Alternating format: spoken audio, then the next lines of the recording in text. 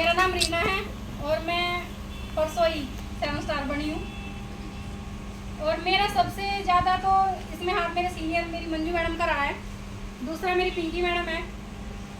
मैं इसमें आई थी तो अपनी लड़की का हेल्थ इशू को लेके आई थी, मुझे नहीं पता था इसमें क्या क्या होता है। 1 साल पहले इसी महीने में मैं वहाँ बैठी थी, लेकिन मुझे नहीं पता था कि 1 साल के बाद मैं यहाँ भी खड़ी हूँ। क्या बात है।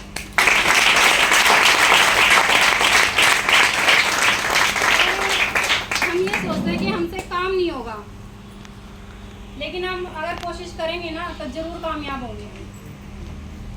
मैंने 7वीं पास की हुई है, 7वीं के मैंने मार्च में पेपर भी नहीं दिए, 8वीं की है, 8वीं के मार्च में मैंने पेपर भी नहीं दिए। और मैंने काम भी बहुत किया है।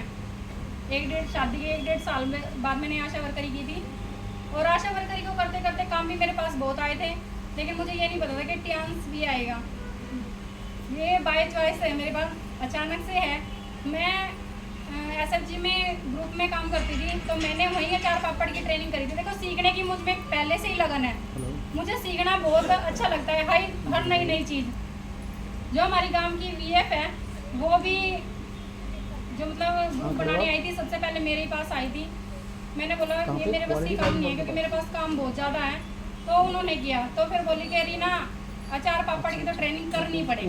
मैं बोली बहन मेरे पास टाइम नहीं है, फोन कर लेंगे ना। लेकिन फिर भी मैंने 2-3 को साथ लेके कर ली ट्रेनिंग। तो उस टाइम पे मैडम हमारे पास आई थी डेमो देने, उन्होंने वहाँ डेमो दिया। उस टाइम पे मुझे भूख नहीं थी। वो कहते हैं ना कि जितने भूख नहीं लगती तो खाने का भी मज़ा कुछ नहीं है। उस टाइम मैंने इनको देखा भी नहीं, डेमो भी कैसे दिया वो भी नहीं देखा, और चले गए।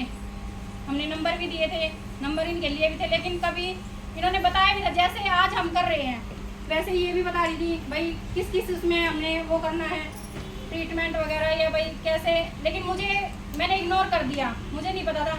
तो मंजू मैडम का भी, पिंकी मैडम का भी कई बार मेरे पास फ़ोन आया, बहन मीटिंग करवा दे, मीटिंग करवा दे। मैं बोली बहन मेरे पास तो टाइम नहीं है, क्योंकि हालांकि मेरे पास है ही टाइम नहीं है। पहले मैं आशा वर्करी करती हूँ, फिर मैं भैंस भी रखती हूँ, तो मेरे पास टाइम कहाँ से होगा। तो मुझसे मना भी नहीं हुई, तो मैं बोली एक दिन के आ जाओ आप। वो आ गई, तो उन्होंने डेमो दिया। उस टाइम भी मेरी लड़की को दिक्कत तो पहले से थी। पहले तो मैं स्टियान्स का सबसे ज़्यादा शुक्रिया अदा इसलिए करती हूँ क्योंकि मैंने अपनी लड़की बहुत दिन से, 1.5 साल की मेरी लड़की है, और 1.5 साल से, और आज मेरी लड़की ईशा है, खड़ी हो जाओ, ये मेरी लड़की है, और मैं 1.5 साल से इसको, और अब तक बहुत डॉक्टर के पास मैंने घुमाया है, और मैंने हर एक डॉक्टर देखा है, हेल्थ मतलब मेडिसिन भी और ऑर्गेनिक भी, और ये जो भी है हर तरह का ट्रीटमेंट किया, लेकिन कहीं से ठीक नहीं हुई। और मैंने यहाँ से जब ये मुझे मिली और मैंने मीटिंग करवाई, मैंने इनका टेस्ट भी करवाया। उस टाइम पे मुझे पता नहीं था, लेकिन ये बोली कि जो दिक्कत थी हेल्थ इशू की, वो तो इनकी 15 दिन में ठीक होगी थी। फिर मैंने बोला कि मतलब ये सप्लीमेंट है। मैंने सोचा जिंक वगैरह थी, तो मुझे तो यही पता है भाई मैं आशा वर्करी में हूँ, मेरे पास गोली है तो जिंक की है, वो ले लेंगे। तो फिर ये बोली नहीं वो वाली गोली नहीं है, सप्लीमेंट है। हालांकि मुझे सप्लीमेंट का बिल्कुल भी नहीं पता। अब यहाँ आए हैं तो हर चीज़ का पता लग रहा है। तो फिर बोले कि ले लो। ये मुझसे मीटिंग करने के बाद भी 1.5 महीना मेरे पीछे लगी रही, आईडी दे दो, आईडी दे दो। हर बार सेमिनार में बुलाते थे, क्योंकि हर बार ही सेमिनार होता है यहाँ, तो बुलाती रही। कभी मैं कुछ बहाना मार दूँ, कभी कुछ बहाना मार दूँ, तो ऐसे ही मैं इग्नोर करती चली गई। तो एक दिन ये बोले कि चलो अपनी आशा वर्कर की तो मीटिंग करवा दो। उस दिन भी मैंने बिल्कुल इग्नोर कर दिया था इन्हें। तो शाम को, सुबह मीटिंग थी, शाम को फिर इनका मेरे पास कॉल आ गया कि चलो अपनी आशा वर्कर की तो मीटिंग करवा दो, जब आपकी मंथली मीटिंग होती है। तो मैं बोली सुबह, क्योंकि देखो मैं यहाँ भी डरती हूँ और कहीं आगे जाते हैं वहाँ भी डरती हूँ, क्योंकि डर लगता है मुझे। तो मैंने अपनी मैडम से पूछा, पहले मैंने इनको इग्नोर कर दिया कि नहीं मैडम मुझसे नहीं होगा। तो बोली नहीं एक बार करके देखिए। फिर भी मैंने हिम्मत जुटाई और मैंने अपनी सीनियर से बात करी कि मैडम ऐसे ऐसे बात है, और बस 15 मिनट का टाइम दे दो आप मुझे, और मैं 15 मिनट में, फिर वो बोले कि चली जाओ। ये चली आई, फिर भी मेरे हाथ पैर फूल रहे थे बिल्कुल जब वहाँ पे मीटिंग हुई। तो इन्होंने करवाया। ये मेरी लड़की के सप्लीमेंट भी लेके गई थी। तो मैंने तब भी पूछा मैडम कितने के हैं सप्लीमेंट। मैं बोले तू ले ले और अपनी आईडी दे दे।